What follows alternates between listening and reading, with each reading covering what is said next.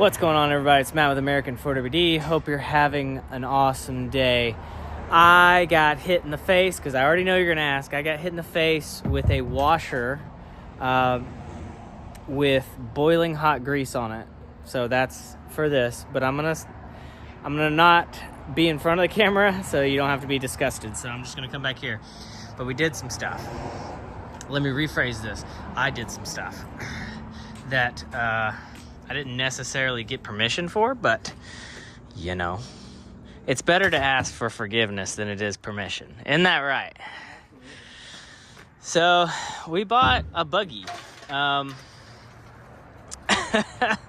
We've always discussed owning a buggy or doing a buggy build, but right now we don't have a tube bender, and that's expensive. That's a $3,000 machine, and it's, you know, just been busy with other stuff, doing bolt-in stuff, and you know, it's really easy. So buggy stuff, they're a lot of money. They take a long time to finish, to get right, as far as what I would consider right. And so we just never really messed with it. And of course, you can't buy one for less than, you know, 15 grand, even in crap condition. But this one, the price was just right. So we bought it. Let me rephrase. I bought it. And picked it up in Comont, Tennessee. The guy had, there was no story on it. He traded it for some, he traded this for a bunch of parts. I think he traded the motor or a motor and this and this and this, and got this buggy. So this is how he got it. That's what he says. So, you know, it's not bad. Definitely needs some love and TLC. But I think what we can do is we can do a basic, I don't know, the junkyard version of a buggy. Budget build. Budget build. Yeah, I like budget build. We're going to budget build a buggy. So, what do we got so far? What does it come with? Lots of beer cans. Lots of beer cans, you know. I feel like how this got started. Yeah. That feels important. Yeah. You don't need that.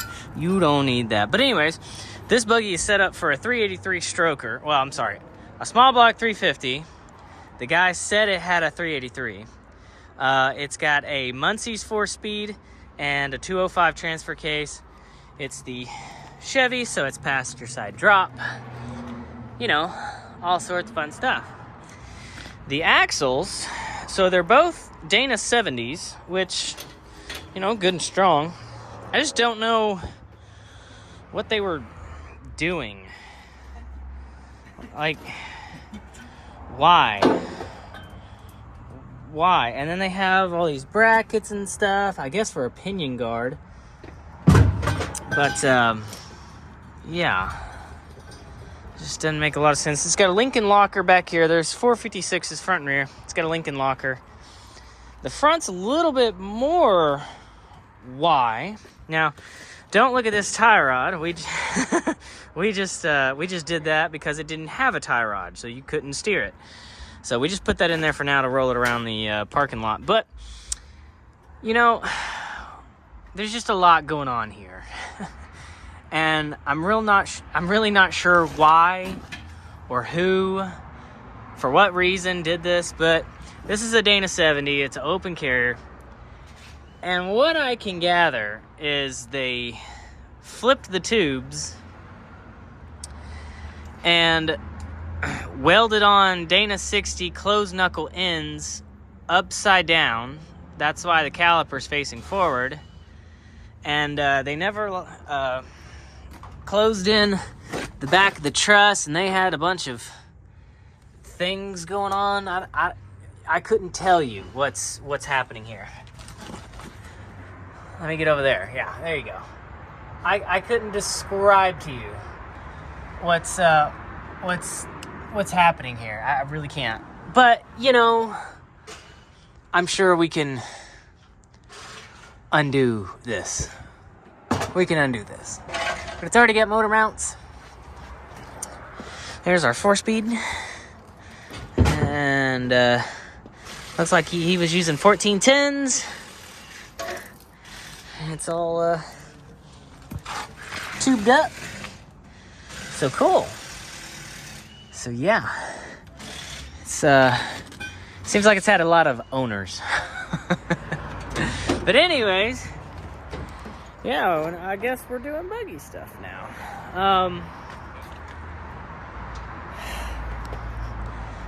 Oh yeah, there we go.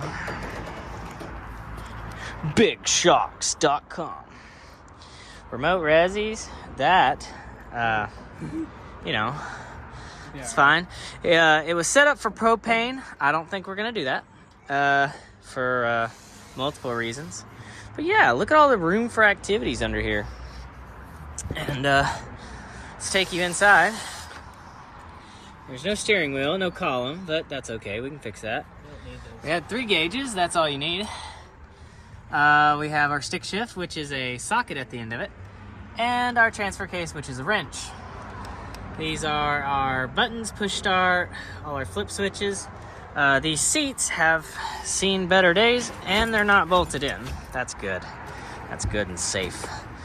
These things are probably from the 90s.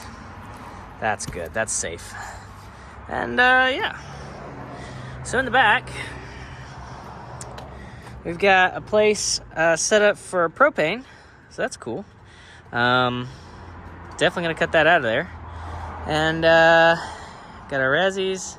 Those Heims up there, they just look like they're crying.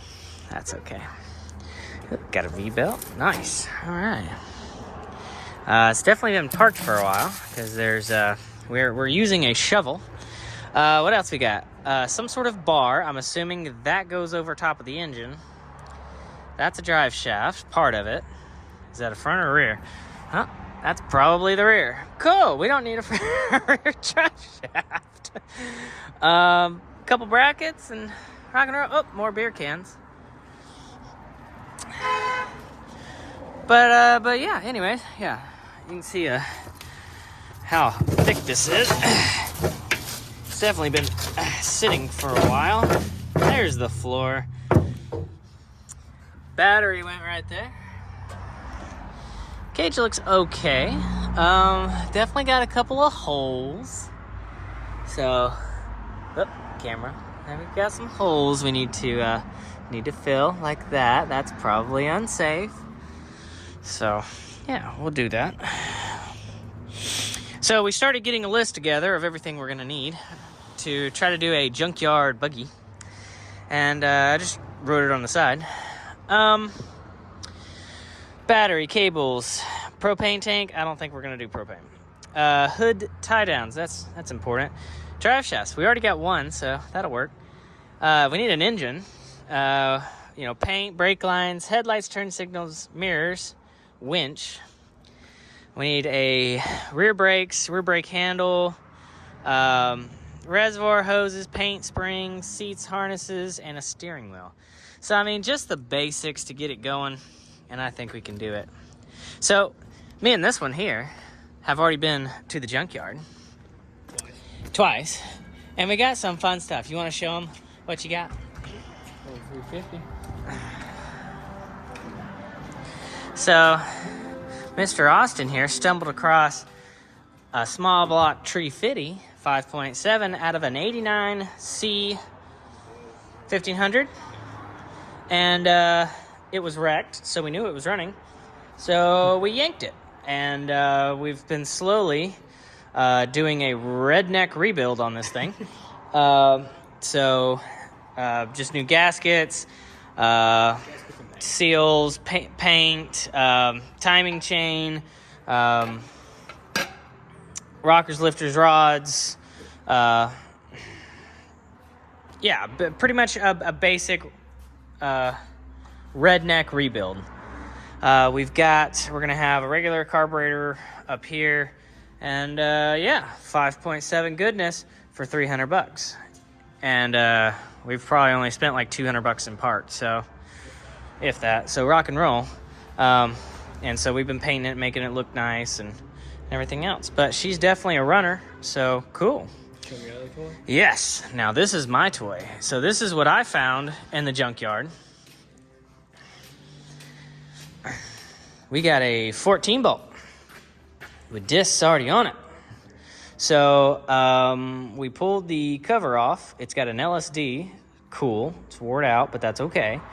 But it has 14 gears. It's low, but it's okay. You know, it gets the job done. So found a awesome, beautiful condition 14 bolt. And I think that this thing can go into that thing super easy once we get the truss kit and stuff like that. So that'll cure our rear situation. That'll be indestructible. So yeah, sorry, I'm gonna flip you back around and I know you don't want to see this, but yeah, that's pretty much it. There's not much else to it. It's a pile of shit, but it's our pile of shit. And so for the next little while, we'll be doing buggy shit, buggy stuff. Guys, I appreciate it. We'll see you later.